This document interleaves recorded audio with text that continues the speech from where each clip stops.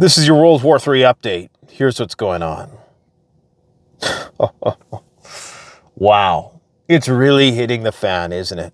It is really hitting the fan. I got some news for you guys today. I guarantee you're not going to hear this perspective anywhere else, all right? I'm going to try to help you make sense of this nebulous white noise state of affairs. If they give people access to information on the scale that we currently have it, the ability to find information on your phone from anywhere in the world, information that would have taken you months to get just 100 years ago. If you have a climate like that and you know that a major conflict is inevitable, what do you have to do? Ask yourself, how do you control information? Well, you have to create as confusing a situation as possible so people can't predict what things are going to be like from one day to the next. You know, there was a time when you could predictably say what things were going to be like in the fourth quarter of the fiscal year on the basis of what was going on in the first quarter. Now, you can't figure out what's going to be going on in the next hour, much less a year from now, a week from now, a day from now, because it is just all over the place. It is a nebulous fustercluck. And we are on the fast track towards World War III. And that cannot be overstated. It's incremental. It's pernicious. Day by day, we get closer and closer. And the only mechanism of control they have is just uncertainty and strategic ambiguity on a scale that makes it so that you don't know. It's like a roll of the dice. Every day is a slot machine. When you go on, so what's going to be happening today? What's he going to say? What are they going to do today? You just never know. I'm not even an analyst anymore. This is a scatology. I'm an actuarial scatologist. They study feces, right? They study the feces hitting the oscillating device, the crap hitting the fan. And I'm trying to make sense of this stuff. It's like, why? I'd be better to just spend my time in the garden and, at the gun range. Because it's like, you ever see that video of the dog when they throw one tennis ball at him and then they just make it rain tennis balls, and he's trying to collect all, and it's just every day it's worse. Now, here's what's going on, okay? And please, my friends, my prepping friends, understand that you're not insane. They're going to, as we approach that fateful day, they're going to tell people they're going to need a scapegoat, right? And the people who are the most prepared, you're the ones who are going to get the most flack from everybody, because people who are steeped in denial are going to be angry. And look, I'm not, some people are going to say, oh, this is getting culty, and I'm trying to be elitist and try to, what is that Dunning-Kruger thing? Like, we're the smart ones, right? No, it's not that. It's just the truth. As things get worse and worse, and as this mass psychosis unravels, the people who are prepared and just minding their own business and trying to live a self-reliant lifestyle, you are the ones who are going to be considered the enemy, all right? Here's what's going on. India and Pakistan has devolved in a way that it just doesn't make sense unless it was all contrived from the start. Because there's no way in hell that India would commit to possibly going to nuclear Armageddon over some bullshit. Yeah, it was bad. It was a terrorist attack, but you don't engage another nuclear power, especially one with all of the instability like Pakistan, in such a way, presuming that they are going to exercise the same restraint as other nuclear powers in the world. You don't do that unless you want a big war. So I'm quite certain that India indeed wants this thing to blow, all right? Now, we would be mistaken to extrapolate to the current conflict in Pakistan and India, the restraint demonstrated by the Russians in NATO with respect to the use of their nukes. Pakistan has fewer options. It's a more unstable government. They have fewer people backstopping their military and their economy. The Russians have the Chinese, okay? And sure, the Pakistanis, to some degree or another, are playing both sides of the fence. But there's estimates, and these are just estimates by the same people who probably thought that the Russians were using washing machine chips and going to run out of missiles in the first few days of the war. But let's just presume, to err on the side of caution, that what they're saying is correct, and Pakistan only has a few weeks worth of artillery shells. When the conventional munitions run out, Pakistan will have no other choice. India is, for all intents and purposes, the superior military. I mean, just in terms of sheer population and size and GDP and all of those things, they overwhelm the Pakistanis easily. Pakistan will be likely reduced if this conventional fighting, which has gone hot along the entire Kashmir contact line, if they continue this fighting, Pakistan will be relegated to using their nuclear weapons or doing some sort of demonstrative strike. Who knows where? Who knows how that's going to arise? I suspect that the placement of even more aviational assets at Diego Garcia by the Americans is in some way a message to not only Iran but also Pakistan. Because, of course, it's equidistant to Pakistan, Iran, and Taiwan. And because the United States empire is running on borrowed time, they are spread very thin. So they have limited amounts of capability, and they have to do that zone defense thing I was talking about yesterday. So Diego Garcia is not just for the Iranians. I have a lot to say about that particular front today as well. It's also for Pakistan. Now, here's what's going on with this respect to the specifics. It's such a fluid situation.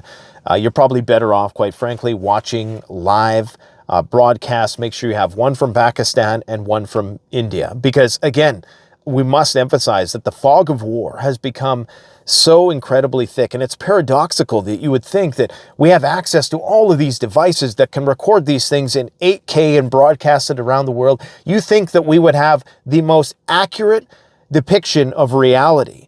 But the complete opposite is true. Because then you throw into government control over all these things. You throw in AI and deepfakes. And, I mean, it's game over. There is no truth. If you thought postmodernism was bad before, just give it a year or two. My goodness. Pakistan trading halted. Market crash. Today, 7%. Apparently, according to India, they claim that they've shot down 3 fighter jets. For all I know, by now, it's 10 fighter jets. Because 125 planes were involved in a dogfight with Pakistan and India. Pakistan claims to have prevailed as a result of their air-to-air missiles, which apparently have a longer range, and leveraging their Saab reconnaissance planes, which allowed them to extend their radars.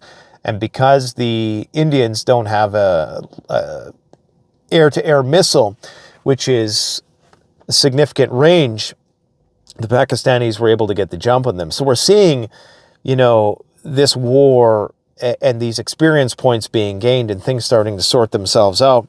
But nonetheless, we have several fighter jets being shot down. That's very significant. Still fighting primarily along the Kashmir line, but now both Pakistan and India are targeting military and civilian infrastructural sites. But again, it's hard to say what's a civilian site, what's a terrorist site, what's a military site. We just don't know. All we can do is keep prepping. But here's the deets anyways. 15 cities targeted under heavy artillery bombardment. Pakistan, you can hear it popping off pretty much every 5 seconds on the live feeds.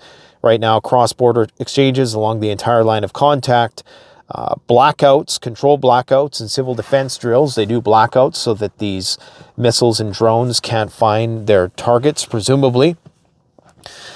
We have India blocking X accounts. 8,000 accounts have been blocked. And these are influencers who are typically, not all of them, some of them are going to be a hard line against the Indian government because of its affiliation with Israel and certain Western spheres of influence. But by and large, a lot of these influencers that are being blocked by India are very bipartisan and objective alternative media outlets. And so one has to ask the question, and this is the craziest thing to think about. How is it that the most democratic of countries are the ones that go full-blown totalitarian so soon? I mean, really think about that, right? I get that you can't protest things in Russia, or you'll be thrown in the gulag. I get that. I'm no illusions about, the extent of authoritarian control in Russia and China. None whatsoever. But isn't it crazy how it's India and it's Ukraine who's throwing people in jail for posting videos of missiles falling on Kiev? Now you could say, okay, it's a national security. I get it. But still, isn't that kind of weird that they're banning all these accounts that are supposed to be, they're just reporting the news. They're not taking a side, but they're banning these accounts from sharing information inside their own country because they don't want their people to be subject to an alternative point of view that they claim is disinformation. That's totalitarian control over information. Now, it's a subject of debate what started this whole thing anyways. Again, going back to what I was saying initially, I don't think you would start a major war with a nuclear power unless you really wanted to, okay? So there's a lot of question marks surrounding the incident that was the impetus for this whole conflict in the first place. But let's not go there, okay? Let's just focus on the details today, because we could go down so many serpentine rabbit holes and never get anywhere. So they're blocking all these accounts. They don't know. They want to control the narrative. They got 1.5 billion people to keep in line. That's a lot. I get it. But, I could see that situation spiraling out of control really, really fast. And that's just one front. Every front is getting hot. Consider that for this May 9th victory parade, just days before, we seen 550 Ukrainian drones head to Russia. And not a word about this from Trump, the supposed peacemaker, the guy who had Zelensky by the balls, right? He's going to show him who's boss. Zelensky's firing off drones like we've never seen before, forcing the Russians to get a load of this. Shut down mobile internet. Complete mass shutdown affecting Moscow, Tatarstan, Bashorkostan, I can't say that. There's too many stands. It's a stan. That's all you need to know. Samara, Nizhny Novgorod, Chelyabinsk, and other regions. Russians complain about connection failures, ATMs not working, payment terminals, taxis, as problem with smart intercoms and barriers all go down. Now, some people are saying this is a cyber attack. I think the Russian government themselves have said that there are going to be disruptions taken as precautionary measures, so to limit the prospect that the air raid sirens are going to be serenading the Victory Day parade, of course, in the presence of so many foreign leaders. The world really is bifurcating into two, isn't it? This is crazy. Could you imagine if the alarms ring out tomorrow while Xi Jinping and Vladimir Putin are standing there arm in arm, and you have hundreds, if not thousands, of drones descending on Moscow, most of which will be brought down. Electronic warfare will take care of most. Air defense, the 280 air defense batteries in and around the Moscow region for this very purpose, which of course takes a lot of capability away from, other parts of the front, which might be vulnerable. So I would not be surprised if Kiev doesn't try to do something else during this time. Now, Trump, in an attempt to try to hold Putin's feet to the fire, is saying, hey, if you guys don't impose a 30-day ceasefire, if you don't agree to a 30-day ceasefire right now, while you're winning the war, right, we're going to impose more sanctions. And the Russians and the Chinese, they're just ignoring everything right now. Because from day to day, the equivocation is, you can't make heads or tails of anything. Remember, the whole objective here is to make people lose all confidence in information. and just be learned helpless. Like, what's the point of even looking to see what's on the news or seeing what the presidential address is going to be today? Because you know that the whole objective is to just create this nebulous ball of confusion so that your enemies don't know which way you're going. One thing is for certain, and that's the eschaton. The eschaton. Look up the eschaton. It's this point in the future where things are just going to coalesce in a way that is so chaotic that it is going to be a flashpoint. And that's day X. And that's the inevitable result of all of this. Either Armageddon or bust, as our guest yesterday, Clem, was saying that it's a race between Armageddon and Utopia. And right now, I personally think that Armageddon is winning that race. And so we know that the end result, what the end result is going to be. So that fundamental conclusion is what you kind of need to be basing all your decisions on, not the day-to-day undulations of the market and the he said, she said, and the backpedaling and the flip-flopping and all that, because you will just get dizzy. You'll be like that dog chasing tennis balls. Just know who's throwing the tennis ball, okay? Pick one if you want to, but I would encourage you to just focus your efforts on preparedness instead.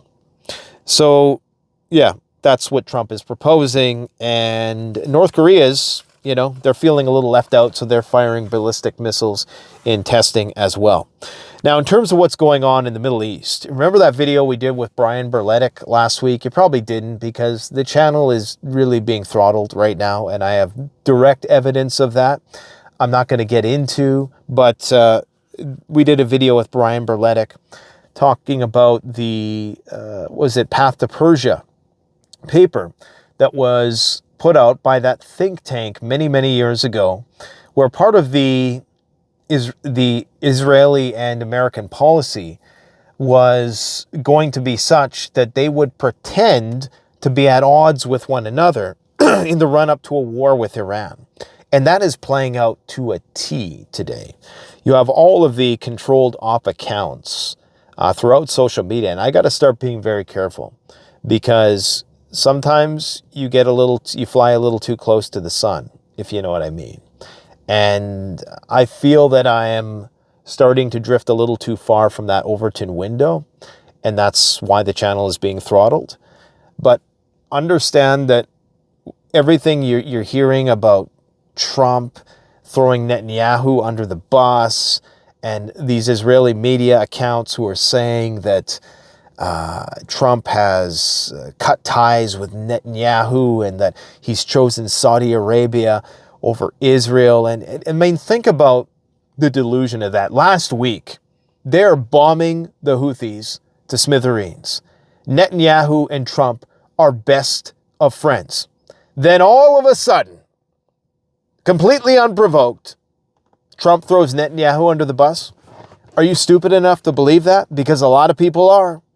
A lot of people, perhaps they're so beat down and they're so depressed, and they just need some positive piece of news to cling to hope that Trump is going to bring peace. The only reason why Trump is having this temporary detente with the Houthis is because he's going there next week, and he wants to cool things down a little bit.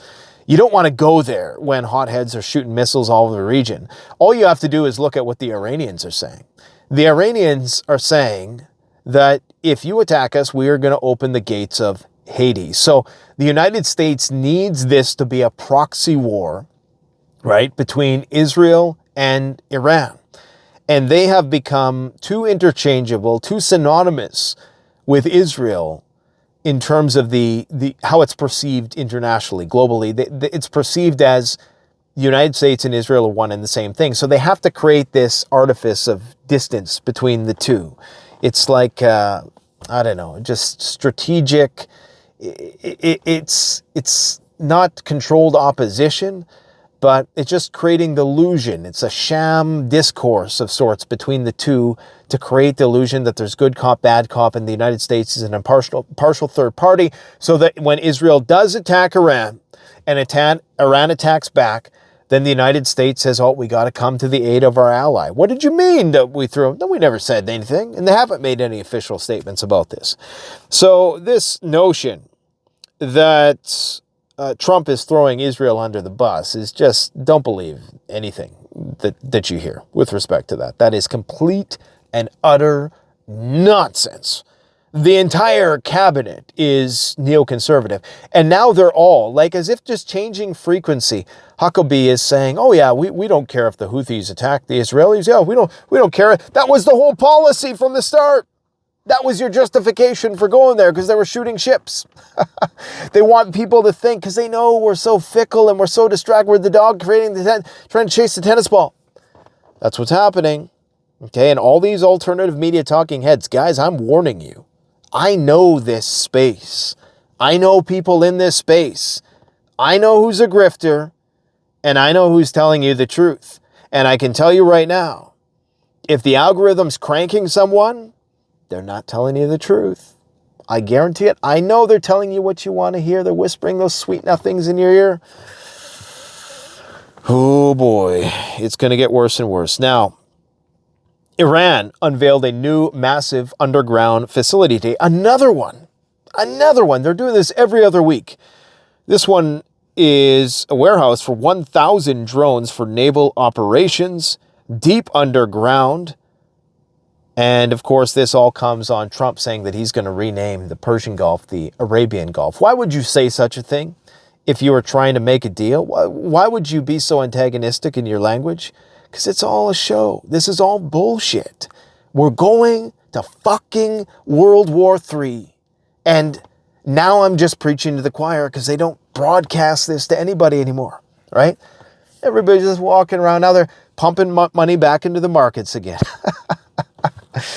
Oh, you know what? Warren Buffett abandoning the markets. Warren Buffett retiring. You ever seen that movie, No Country for Old Men? You know what the whole theme of that movie is that, you know, old guys just can't make sense of the new mass psychosis going on. He couldn't make sense of this serial killer running around just doing things unexplained, right? It's inexplicable to people with sense. And Buffett leaving, that was it. He's like, this makes no sense. This market should have crashed a long time ago. And it's not. So he's got to pass the torch to somebody who can ride the whimsy of these incredibly erratic markets that make no sense whatsoever. It's totally gamed. It's totally rigged, up and down. The extent of the rigging is just, it's baffling. It's completely baffling. Apparently, according to Fox News, on the same day, oh, I almost did on the same day, in the same way, a secret nuclear facility was discovered in Iran on the same day that Trump cuts ties with Netanyahu.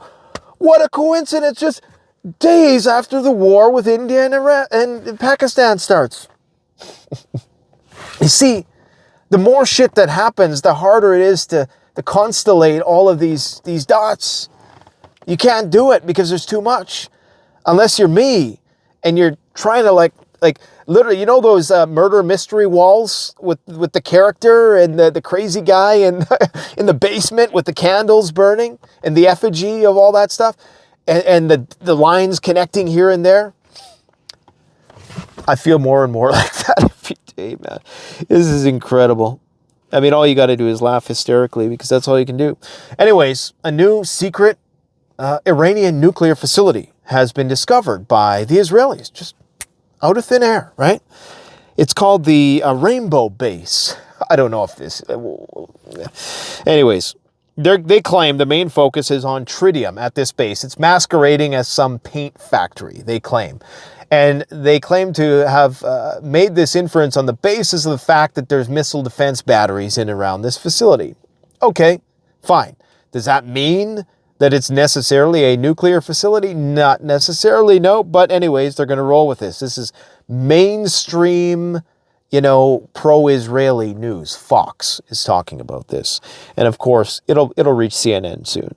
According to the NCRI, the Rainbow Base main focus is on tritium, which is a radioactive isotope used to enhance nuclear weapons and potentially allow the regime to develop hydrogen bombs.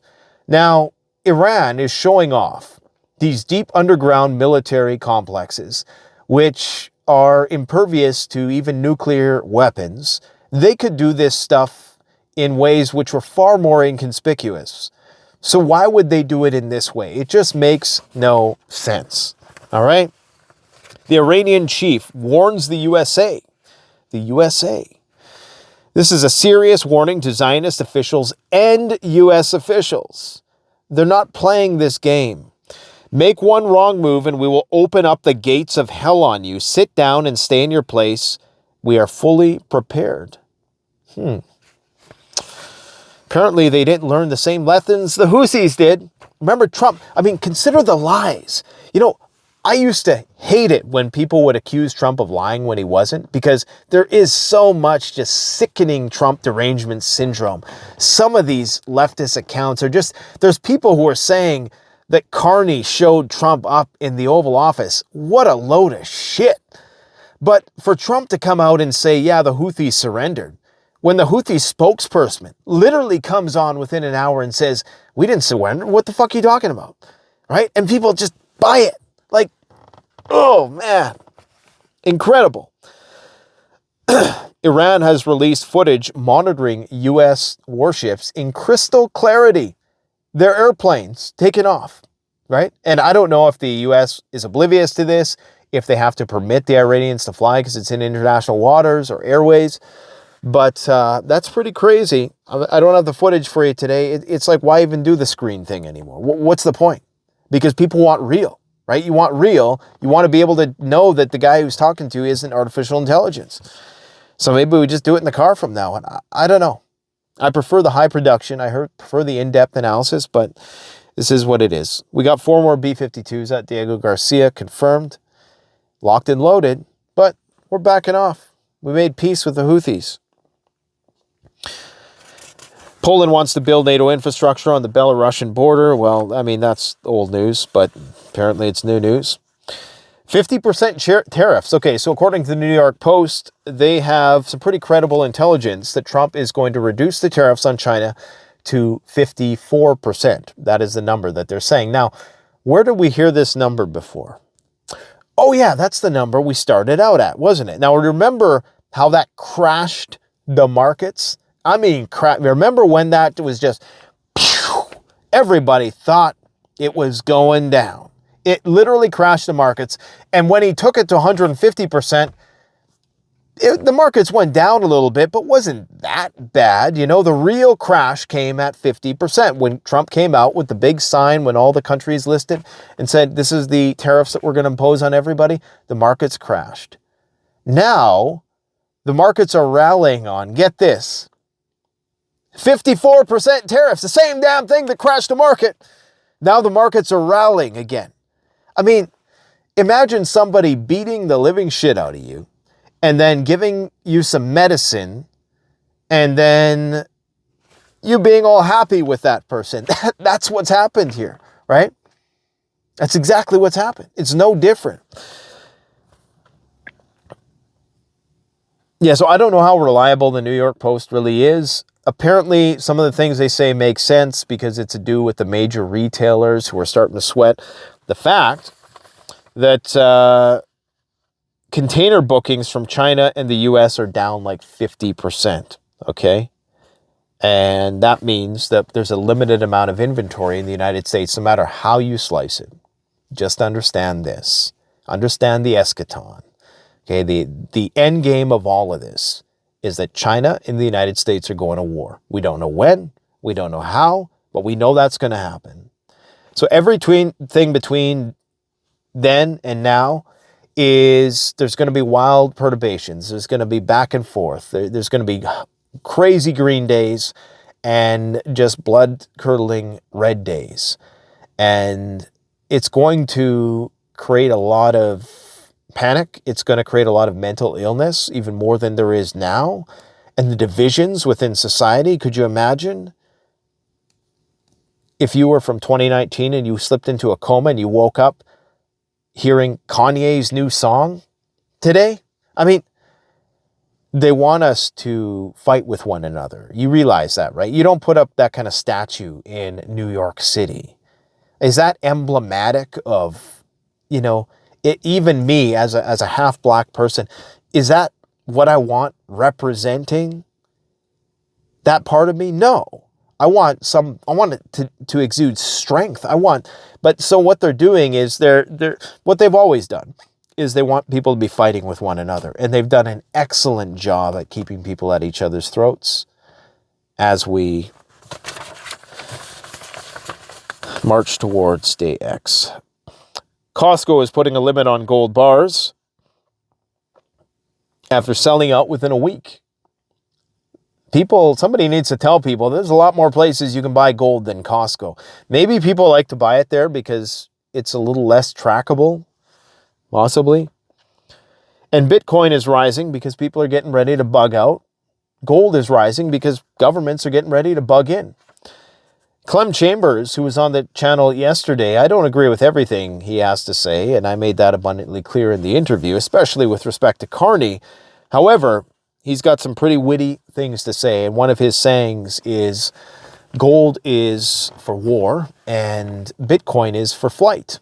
So if you have countries starting to go to war and become unstable like Pakistan and India, you're going to get a lot of people who are going to want to move a lot of money just in case they need to bug the hell out. If shit hits the fan in Pakistan, there's a lot of money in Pakistan in the hands of the elites, and they're going to want a way to move that. And how do you do that? Well, you buy Bitcoin, right? Because it's easier than trying to haul a bunch of gold on a plane or a bunch of cash.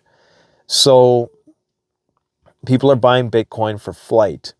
Central Reserve banks are still buying gold, and they're not going to get rid of that gold. Gold is not something you just, it takes a long time to acquire it. It's hard to acquire. I mean, relative, even for the individual, even if you wanted to go buy an ounce of gold, it's much more difficult to do that nowadays than it is to trade an equity or to do puts and anything in equities trading. And arguably, maybe the only thing is cash is maybe a little bit easier to acquire. But, if you're trading crypto, I mean, that happens in nanoseconds. You can do that with a push of a button. But to get something physical in your hands, and this is why the price of gold always goes up, because the majority of people who buy it hold it, and they never sell it, ever. And there's no reason to unless you need to. It's a store of value, right? After you have all your other bases covered, that's what you look into. Treasury yields are rising once again, meaning that Scott Bessent isn't sleeping tonight. And they're rising sharply once again, I should say. And so I think this is why they're trying to calm down the markets, right? Because they don't want a situation where stocks are crashing, yields are rising, and gold is going through the roof once again. It's whack-a-mole right now. That's all it is. I want to leave you guys with a quote from Hannah Arendt, who was I believe she was a German philosopher. Okay? She said, "The purpose of this constant deception is not to make people believe a lie, but to ensure that no one believes anything anymore. People who can no longer distinguish between truth and lies cannot distinguish between good and evil. And such a people, deprived of the ability to think and judge, are without knowing it and are without wanting it, completely subordinate to the government lies. You can do whatever you want with people like that." Keep on prepping.